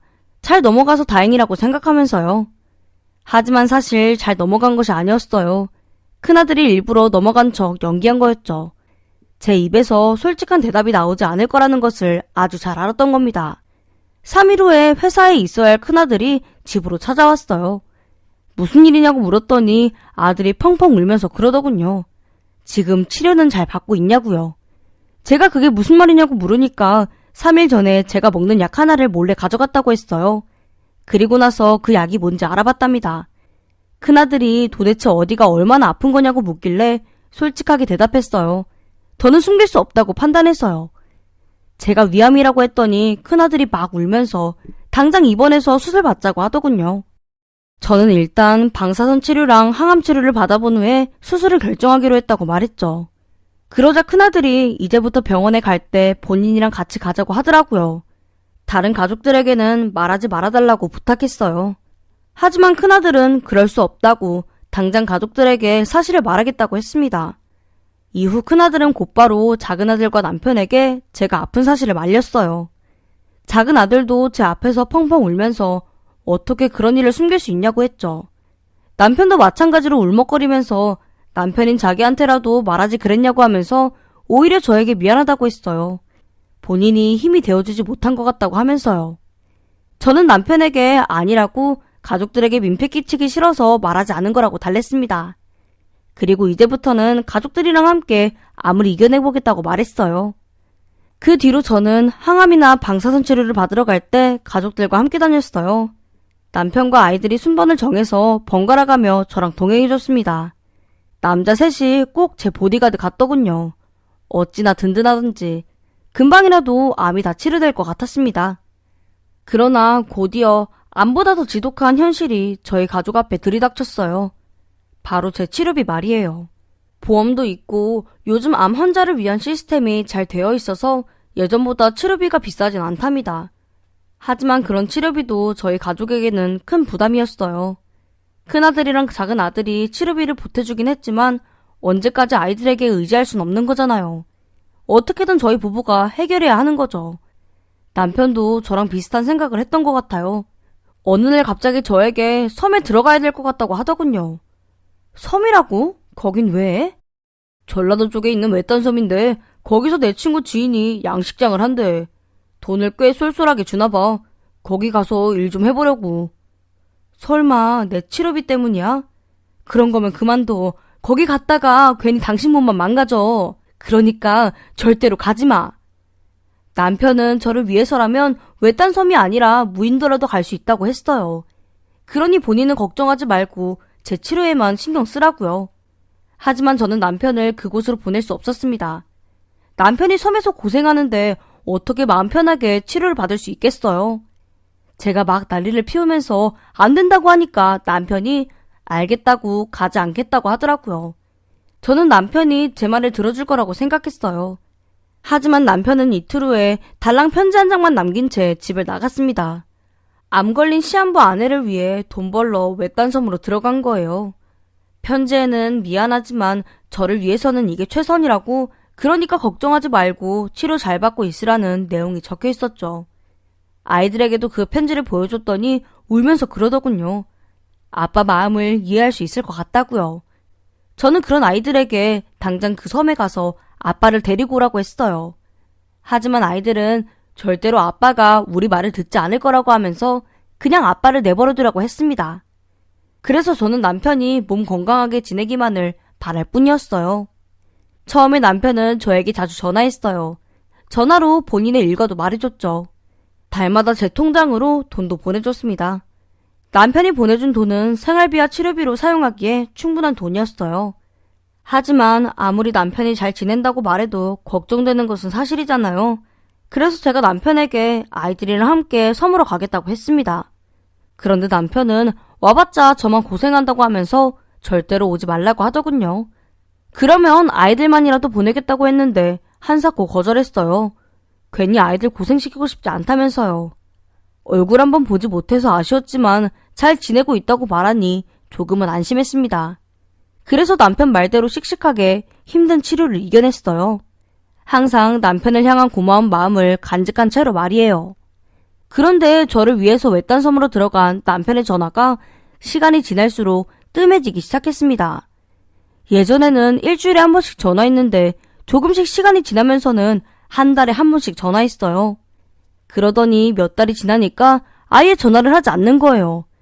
당연히 제가 먼저 전화도 해봤죠. 그때도 예전에는 곧잘 받았는데 시간이 지나고 나니까 잘 받지 않았어요. 심지어 6개월이 지난 후부터는 없는 번호라고 나오더라고요. 그뿐만이 아니었습니다. 섬에 가고 나서 몇 달 동안은 제 통장으로 돈을 잘 보내줬는데 6개월이 지나고 연락이 끊기면서부터는 아예 돈을 보내주지 않았어요. 마치 연기처럼 사라져버린 거예요. 그때부터 저는 물론 아이들도 남편을 걱정하기 시작했어요. 갑자기 실종된 남편을 찾으려고 아이들이 그 섬으로 직접 가보기도 했습니다. 하지만 모두 허탕이었어요. 아이들 말로는 그 작은 섬을 이잡듯이 뒤졌는데도 남편을 찾을 수 없었답니다. 오히려 저에게 남편이 정말로 그 섬으로 간 게 맞는지 물어봤어요. 남편이 사라져버리니까 치료받을 의욕이 나질 않더라고요. 남편이 실종된 마당에 치료는 받아서 뭘 하나 라는 생각이 든 거죠. 그래서 치료는 더는 받지 않겠다고 거부했더니 아이들이 난리쳤어요. 아빠도 사라졌는데 저까지 잘못되면 본인들은 살지 못한다고요. 그러니까 아빠를 찾고 싶으면 씩씩하게 치료받고 건강해지라고요. 아이들 말이 다 맞더라고요. 제가 의욕 없이 주저앉아 있을 시간이 없었습니다. 어떻게든 다시 건강해져서 남편을 찾아야만 했죠. 그래서 다시 치료를 받았어요. 강도 높은 치료 때문에 힘들 때마다 남편을 생각했어요. 저 때문에 고생하다가 사라져버린 남편을요. 제 마음이 씩씩해지니까 치료 효과도 더욱 좋았어요. 항암이랑 방사선 치료가 효과가 있었는지 암 크기가 많이 줄어들었습니다. 제 담당 의사 선생님은 수술을 한번 해보자고 제안했어요. 만약 수술받아서 암을 모두 제거하면 완치될 수도 있다고 하면서요. 망설일 이유가 없었죠. 그래서 당장 병원에 입원해서 수술 날짜를 잡았습니다. 수술 받는 당일에도 저보다는 남편을 위해서 기도했어요. 그리고 속으로 반드시 다시 건강해져서 남편을 찾아 집으로 데리고 오겠다고 다짐했죠. 수술은 무사히 끝났고 암을 모두 제거했습니다. 이후 저는 회복에만 신경 썼어요. 그동안 아이들은 사라진 남편을 찾기 위해 노력했죠. 그렇게 흐른 세월이 2년이에요. 2년 후에 저는 다시 건강해졌어요. 담당 선생님도 재발 위험이 아주 적다고 하면서 완치된 것 같다고 말씀하셨습니다. 저는 담당 선생님에게 그 말을 들은 다음 날부터 본격적으로 남편을 찾기 시작했습니다. 우선 가장 먼저 남편이 들어간 외딴 섬에 가서 다시 남편을 찾아봤어요. 하지만 어디에도 남편을 아는 사람은 없었죠. 남편이 얘기했던 친구에게 연락하고 싶은 마음이 굴뚝 같았어요. 그 친구에게 전화하면 지인을 찾을 수 있으니까요. 하지만 그 남편 친구가 가족들과 미국으로 이민 가는 바람에 연락할 방도가 없었습니다. 그러던 중 기적 같은 일이 생겼어요. 그 남편 친구가 일 때문에 한국으로 들어온 거예요. 그리고는 남편을 만나기 위해 저희 집으로 찾아온 겁니다. 친구 말로는 남편이랑 연락이 되지 않아서 직접 집으로 와본 거라고 했어요. 그러면서 남편에게 무슨 일이 있냐고 물었죠. 저는 남편 친구를 붙잡고 오해하면서 남편이 실종된 사실을 말했어요. 어떻게 하다가 실종됐는지 묻길래 자세한 상황도 설명해줬습니다. 그리고 나서 그 양식장 하는 지인 번호 좀 알려달라고 했습니다. 그런데 제 말을 모두 들은 남편 친구가 예상하지도 못했던 말을 꺼내는 게 아니겠어요? 제 지인이 섬에서 양식장을 한다고요? 진짜 우석이가 재수 씨한테 그렇게 말했다는 거예요? 네, 맞아요. 저에게 일주일에 한 번씩 전화해서 본인 일가도 말해줬어요. 그러니까 제발 그 지인 번호 좀 저에게 알려주세요. 벌써 남편 실종된 지 2년이나 지났다고요. 저기 재수 씨, 죄송하지만 뭔가 잘못 알고 계신 것 같아요. 저에게는 그런 지인이 없어요. 제 주변에 양식장 같은 걸 하는 사람이 없다고요. 저는 남편 친구를 붙잡고 그럴 리가 없다고 남편이 분명 나에게 그렇게 말했다고 했죠. 그러니 남편 친구는 본인 지인 중에는 양식장을 하는 사람이 없다는 말을 반복적으로 하더군요. 그러면서 다른 친구일지도 모르니까 다시 잘 알아보라고 했죠. 본인도 도와주겠다고 하면서요. 착각할 리가 없었습니다. 분명 남편이 그 친구라고 말했으니까요. 하지만 지푸라기라도 잡는 심정으로 남편 친구 도움을 받아서 모든 친구들을 수소문했어요. 그리고 양식장 하는 지인이 있는지 물었죠. 하지만 친구들이 하나같이 그런 지인은 없다고 말했습니다. 그제야 저는 남편이 저에게 거짓말했다는 사실을 알게 됐어요. 하지만 이상하게 믿겨지지 않았어요. 아무리 생각해봐도 남편이 거짓말할 이유가 없었거든요. 아이들에게 말했더니 걱정스러운 표정으로 혹시 아빠가 위험한 일을 하다가 문제가 생긴 게 아니냐고 했죠. 불법적인 일이어서 가족들에게 거짓말한 게 아니냐고요. 그 당시에 남편은 제 치료비를 벌려고 노력하고 있던 때라 절박하면 얼마든지 불법적인 일을 할 수도 있을 것 같다는 생각이 들었습니다. 하지만 아무리 그렇다고 해도 남편을 찾는 건 모래사장에서 바늘 찾는 것보다 더 힘들었어요. 어느 누구도 남편의 행방을 알지 못했으니까요.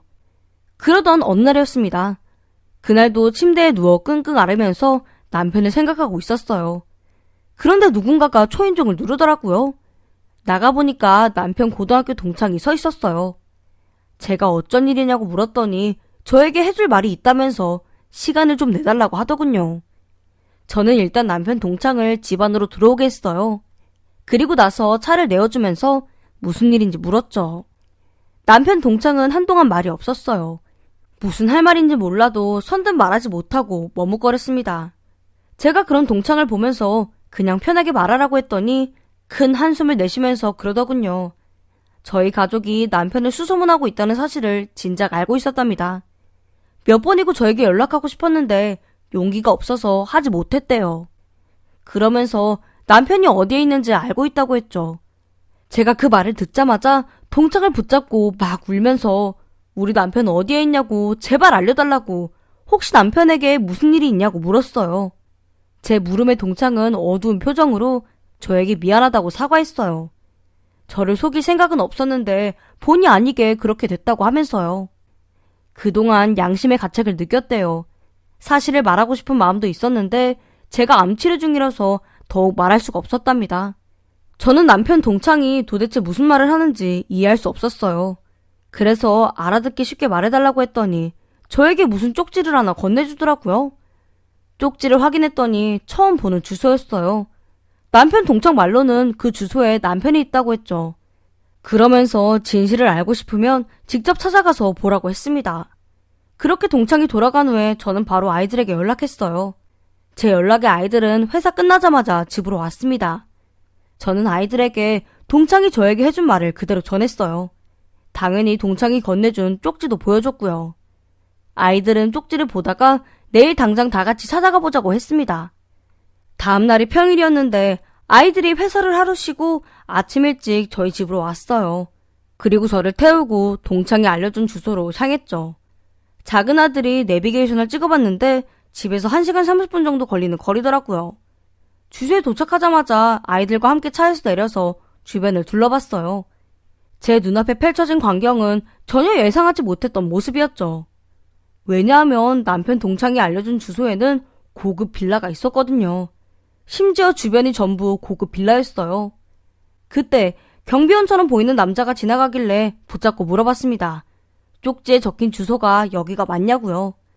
그랬더니 맞다고 하면서 무슨 일이냐고 묻더라고요. 제가 남편을 만나러 왔다고 했더니 방문객 명단에 이름이랑 번호를 적어놓고 들어가라고 했어요. 그리고 나서 저를 데리고 쪽지에 적힌 주소로 향했죠. 집 앞에 도착했을 때 작은 아들이 대신 배를 눌렀습니다. 잠시 후에 어떤 여자가 누구시냐고 묻더군요. 제 옆에 있던 큰아들이 남편 이름을 말하면서 혹시 여기에 그분이 사시냐고 물어봤어요. 그랬더니 여자가 잠시만 기다리라고 하더니 문을 열어주는 거예요. 여자는 제 또래처럼 보였는데 한눈에 봐도 부유해 보였어요. 제가 그 여자에게 방금 말한 남자가 여기에 사냐고 물었더니 맞다고 하면서 무슨 일이냐고 묻는 거예요. 그러자 큰아들이 그 여자에게 실례지만 그 남자분이랑 무슨 관계냐고 물었어요. 그랬더니 그 여자가 그러는 겁니다. 본인이 남편 부인이라고요. 그 순간 아이들이 일제히 저를 쳐다봤어요. 저는 너무 당황해서 아무 말도 하지 못하고 멍하니 서 있었죠. 그 여자는 저랑 아이들을 수상하다는 눈빛으로 보면서 도대체 무슨 일이냐고 왜 본인 남편을 찾느냐고 물었어요. 그때 큰아들이 저를 가리키면서 그 여자에게 말했습니다. 죄송하지만 여기 있는 분이 진짜 아내라고요. 그 순간 여자 표정이 굳어지기 시작했어요.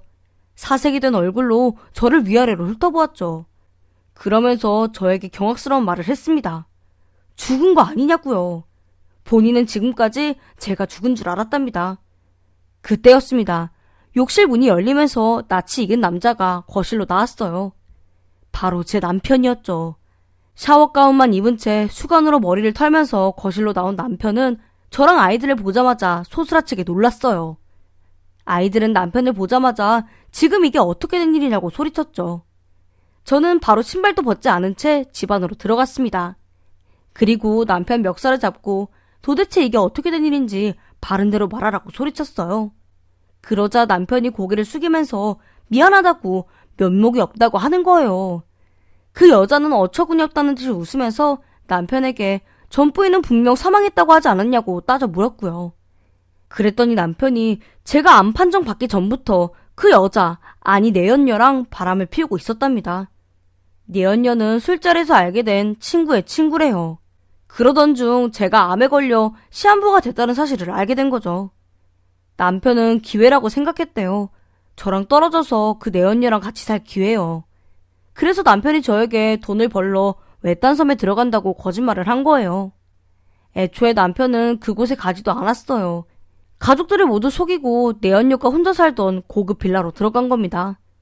그리고 거기서 저에게 가끔씩 전화해서 잘 있다는 듯이 말했고요. 그러다가 아예 잠수를 탄 거였어요. 더는 돈도 보내지 않고 말이에요. 그리고는 내연녀에게는 제가 암치료를 받다가 죽었다고 말했답니다. 내연녀는 그 말을 철석까지 믿고 그동안 본인이 아내인 척 굴었던 거예요. 사실은 동거녀인데 말이에요. 남편은 처음에 본인은 가만히 있었는데 내연녀가 먼저 와서 들이댔다는 식으로 말했어요. 그 말을 듣고 내연녀가 난리를 피우면서 막 욕을 하니까 그제야 본인이 먼저 내연녀를 꼬셨다고 실토하더라고요. 내연녀가 돈이 많다는 사실을 알고 접근한 것 같았어요. 그러니까 제가 죽었다고 거짓말까지 하면서 그 고급 빌라에 살고 있었죠. 더는 들어볼 필요도 없었습니다. 남편 말을 듣자마자 집안을 모두 뒤집었어요. 눈에 보이는 것은 다 집어 던지고 소리를 질렀죠. 내연녀가 그런 저를 보면서 계속해서 난동을 피우면 경찰을 부르겠다고 하길래 그러라고 했습니다. 경찰이랑 동네 사람들에게 네가 상간녀라는 사실을 다 알려주겠다고 하면서요. 그랬더니 내연녀가 조용해지더라고요. 이웃들에게 창피당하는 것은 싫었나 봐요. 저는 그렇게 해도 속이 풀리지 않아서 남편 뺨을 때리고 머리채를 잡았어요. 당연히 그 내연녀 머리채도 잡았죠. 아이들이 그날 말리지 않았으면 저는 아마 그 두 년놈들을 아작냈을 거예요. 그랬더니 남편이 저에게 뭐라고 한 줄 아세요? 이렇게 힘이 센 걸 보니까 이제 병이 다 나은 것 같대요. 그게 지금 할 소리야? 다 죽어가는 부인을 버리고 감히 네가 딴 년이랑 놀아나? 그래도 당신을 위해서 반년 동안 체력비 보냈잖아. 그럼 나도 내 할 도리 다 한 거 아니야? 그 말을 듣고 아이들이 그게 지금 엄마에게 할 소리냐고 소리쳤어요. 그러나 남편은 뻔뻔하게 본인은 남편 노릇 다 했다는 식으로 말했습니다. 그러면서 저에게 이제라도 깨끗하게 이혼하자고 했어요. 저도 그런 남자랑 더는 부부로 살고 싶지 않았습니다. 그래서 바로 이혼하자고 했어요. 남편이 협의 이혼하자고 하길래 어림없다고 했죠. 바로 소송 걸어서 내가 가질 수 있는 것은 모두 가지겠다고 말이에요. 저는 서울로 돌아오자마자 친구 통해서 변호사를 소개받았어요. 그리고 바로 소송 진행했죠. 당연히 그 내연녀에게도 위자료 소송 걸었습니다. 나중에 내연녀가 저에게 전화해서 본인은 제가 진짜 죽었는 줄 알았다고 억울하다고 했지만 어림없다고 말했어요. 애초에 유부남인 줄 알고 만난 것은 사실이니까요. 소송은 6개월 동안 진행됐어요. 내연녀 쪽에서 유능한 변호사를 붙였지만 외도 증거가 너무 명확해서 승소하진 못했어요. 결국 내연녀는 저에게 거액의 위자료를 지급해야 했습니다.